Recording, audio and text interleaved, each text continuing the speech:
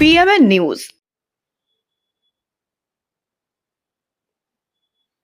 নমস্কার, পিএমএন নিউজে আপনাদের প্রত্যেককে স্বাগত। আর এই মুহূর্তে আমি রয়েছি রাজীব। আর আপনারা জানেন যে ইতিমধ্যেই পশ্চিমবঙ্গে কিন্তু 2026 বিধানসভা নির্বাচন এসছে। আর নির্বাচন ঘিরে কিন্তু রাজনৈতিক দলের চাপানোত্তর রয়েছে। আর সমস্ত কিছু ছেড়ে সেই চাপানোত্তরকে কিন্তু রোধ করে আইন।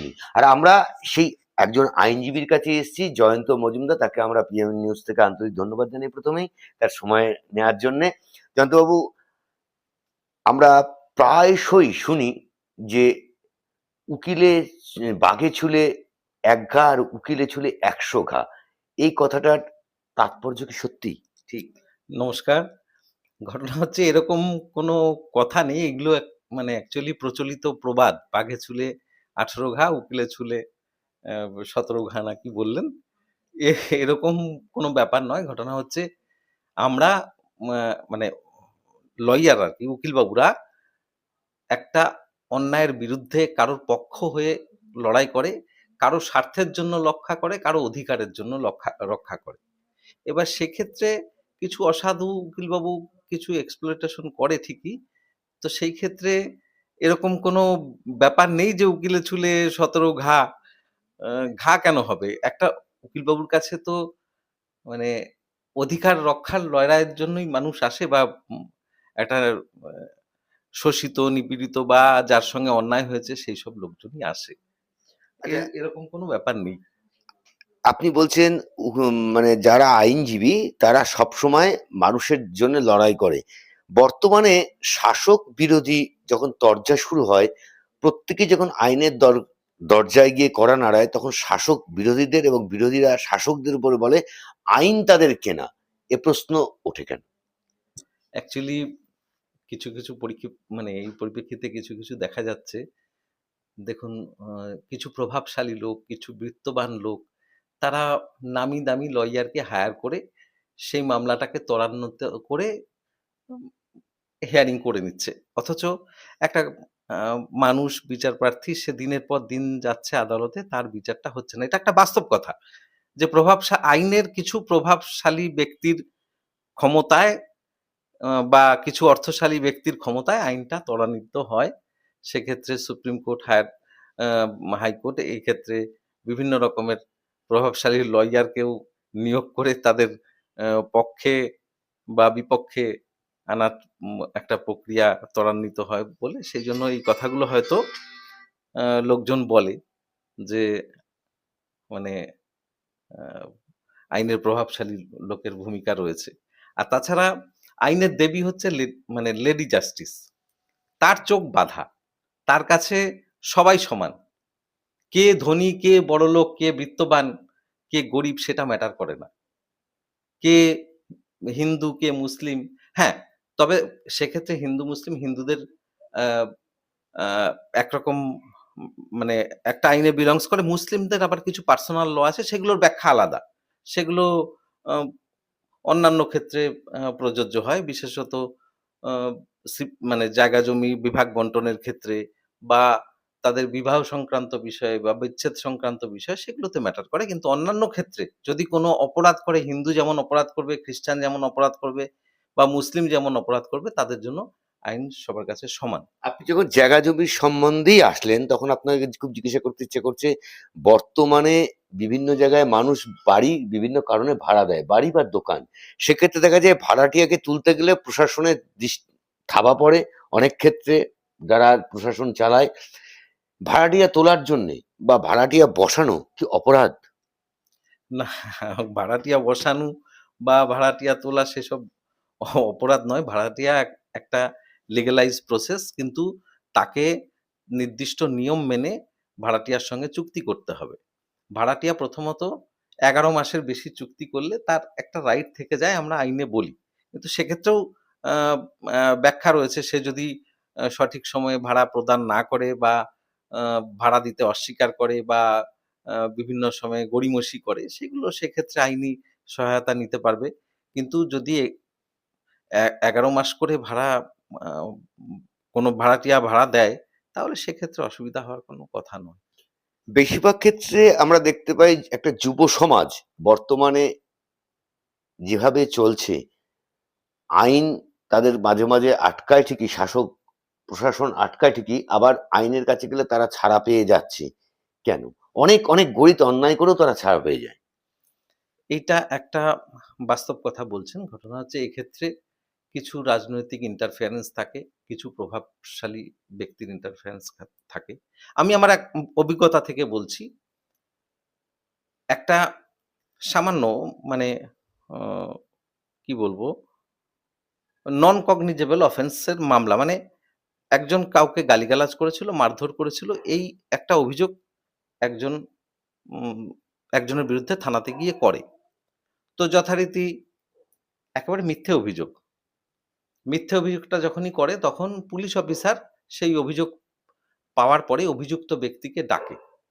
ডেকে বলে যে, "তোমার নামে অমুক লোক অভিযোগ করেছে যে তুমি তাকে মারধর করেছো, গালিগালাজ করেছো। তা তুমি যদি আমাকে খুশি করো, তাহলে আমি তোমার নামে কেসটা কোর্টে দেব না।" তখন সে প্রতিবাদ করে বলে যে, আমাকে মিথ্যে অভিযোগ করেছে। আপনারা তদন্ত করে দেখুন, আমি ওই ঘটনার সঙ্গে কোনোভাবেই জড়িত না। তা আমি কেন আপনাকে দেব? আপনারা তদন্ত করুন। আমি যদি অপরাধী হই আপনি আমার জন্য যা সাজা দেবেন তাই দেবেন। তো সত্যিই সে নিরপরাধ ছিল এবং সে সেই ঘটনার সঙ্গে কোনোভাবেই জড়িত না। তো পুলিশ অফিসার তার বিরুদ্ধে একটা প্রসিকিউশন বলে কথা আছে। আইনি ভাষায় আপনারা হয়তো বুঝবেন না। একটা কাগজে প্রিয়ার কেটে কিছু ফরমেট লিখে কোর্টে পাঠিয়ে দেয়, যার ফলে তার কাছে সমন আসে। সমন আসার পর তাকে কোর্টে যেতে হয়। যেহেতু সে একজন স্টুডেন্ট ছিল, তার চাকরি-বাকরির ব্যাপার ছিল। দোষ স্বীকার করলে হয়তো ৳১০০ ফাইন হতো। কিন্তু সে দোষ স্বীকার করতে পারেনি কারণ তার চাকরি-বাকরির সম্ভাবনা রয়েছে। তো যার ফলে তাকে বিচার প্রক্রিয়া সম্পূর্ণ পদ্ধতির মাধ্যমে এগোতে হয়েছে। তো যখন সে বিচার প্রক্রিয়া শেষ হলো, তাকে আমি যখন বললাম যে, "আদালত আপনাকে এই কেস থেকে মুক্ত করলেন। আদালতকে সম্মান জানিয়ে প্রণাম করে আপনি বাইরে যান।" সে ব্যক্তিটা বলল যে, "কিসের আদালত? কে বিচারক? আজকে যদি বিচার থাকতো, আজকে যদি আইন থাকতো, তাহলে আজকে আমার এই পরিস্থিতি হতো না।" কারণ এই ঘটনাটা সম্পূর্ণ মিথ্যে ঘটনা ছিল। দারোগাবাবু আমাকে ৳৫,০০০ চেয়েছিল। আমি সেই টাকাটা দেইনি বলে আজকে আমার এই পরিস্থিতি। তা বিচারক সাহেব বুঝতে পারেন না যে আমি নির্দোষী? তাহলে বিচারটা পেলাম কোথায় আমি? আমি কিন্তু তাকে উত্তর দিতে পারিনি। সত্যিই তো। সে তো বলছে তো যে আসল বিচারক হচ্ছে দারোগাবাবু। যিনি ওই টাকাটা চেয়েছিলেন, তাকে আমি দেইনি, দিলেই তো আমার বিচার হয়ে যেত। তাহলে এক্ষেত্রে আমি কিন্তু তাকে কোনো উত্তর দিতে পারি আপনিই বলুন যে এইটা তো কাম্য নয়। সমাজটা যদি সব দিক থেকে করাপশন মুক্ত হয়, তবেই সুষ্ঠু সমাজ সকলেই আইনের সুশাসন পাবে বা প্রশাসনও যদি নিরপেক্ষতা বজায় করে বা তারা যদি মানে কোন রকম মানে করাপশন এর সঙ্গে জড়িত না থাকে, তাহলেই হয়তো সমাজটা ঠিকঠাকভাবে করাপশনের থেকে চলবে। আপনি বলছেন জড়িত না থাকে ১০০ বার সবাই চাইবে করাপশন থেকে জড়িত না থাকে। কিন্তু রাজ্যে দেখা যাচ্ছে যত করাপশনের লোক থাকবে, তারা তত আস্তে, আস্তে বড়, বড় জায়গায় নেতৃত্ব দেবে। আর সেই নেতৃত্ব যদি করাপশন হয়, যেমন আমাদের শিক্ষামন্ত্রীকে আপনি দেখলেন, আমাদের খাদ্যমন্ত্রীকে আপনি দেখলেন, বারবার করাপশনে জড়িয়ে পড়ছে। আবারও হয়তো তিনি টিকিট পাবেন এবং তিনি বলছেন যে যদি টিকিট না পান নির্দল হয়ে দাঁড়াবেন। এমন যদি রাজ্যের ব্যবস্থা থাকে, তাহলে তো আইন গুমড়ে কাঁদবে। কি মনে করেন? এই আইনগুলো সংশোধন হওয়া উচিত। যাদের নামে অভিযোগ থাকবে, যারা এই ধরনের অভিযোগে যুক্ত তারা কোনো বিধানসভা, লোকসভা বা ইভেন কোন রকম মিউনিসিপ্যালিটি পঞ্চায়েতে ভোটে লড়তে পারবে না। এই আইনটা আনা উচিত। কিন্তু সরকার কেন আনছে না জানি না। কাদের স্বার্থে আনছে জানি না।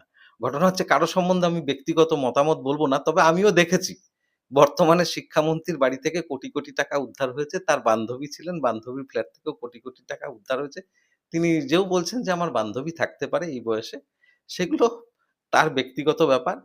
কিন্তু যা দেখেছি তা থেকে বলছি এটা কাম্য নয়। সুষ্ঠু সমাজে, ভদ্র সমাজে এগুলো কাম্য নয়।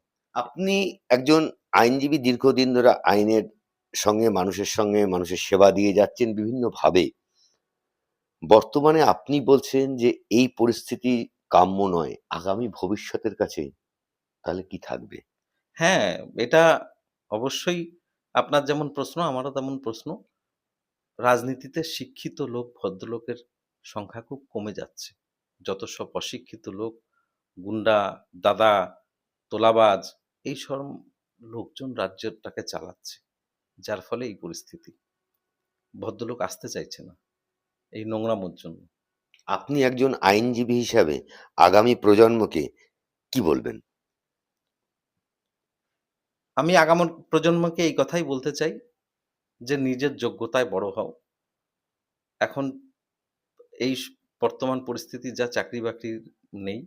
কিন্তু নিজে যদি কারিগরি বিদ্যা বা নিজে কোনো প্রফেশনাল কোর্স যদি করে থাকে, নিজে ঠিক মতন উম আ আ সংগ্রাম করে দাঁড়াও।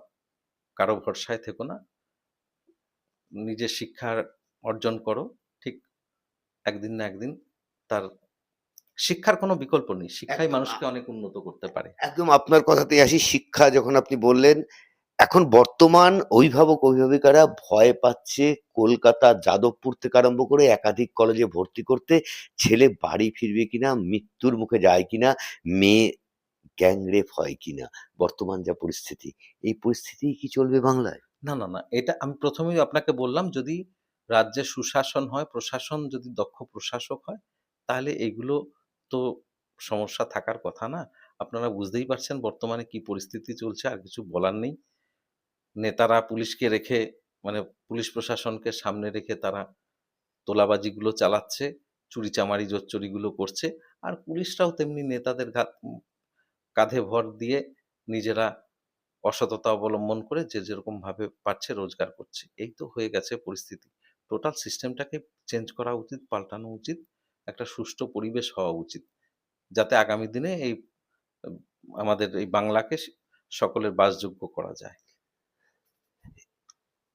এ শিশুর বাসযোগ্য করে যাব আমি, নবজাতকের কাছে এ আমার দৃঢ় অঙ্গীকার। সুকান্তের কবিতা টেনেই শেষ করছি শেষটায়। কারণ একজন আইনজীবী, বিশিষ্ট আইনজীবী জয়ন্ত মজুমদারের সঙ্গে আমরা অনেকক্ষণ ধরে কথা বললাম। তার মূল্যবান সময় বেশ কিছুটা নষ্ট করলাম। তিনি বললেন যে আগামী প্রজন্মকে যদি আমরা প্রকৃত ঠিক করতে চাই তাহলে যেমন শাসকের তেমনি আমাদের প্রশাসন অর্থাৎ পুলিশ প্রশাসনকেও তৎপর হতে হবে।